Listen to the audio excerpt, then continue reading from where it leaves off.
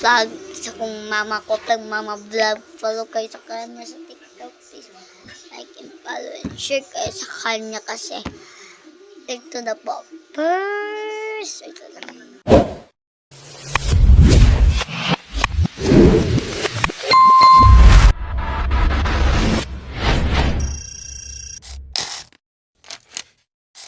Sikat sa mga vlog, may mama, vlog pa ito sa pinanay, pinakuyong kanya sa pinag ko para alam niya to lang. Kasi ito na kasi ako nagkukuan may vlog.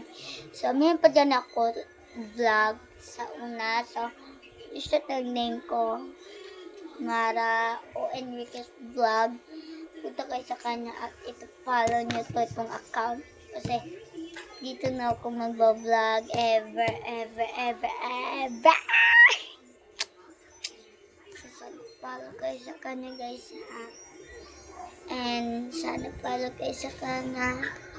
Yun lang, bye-bye. Galit lang diba no?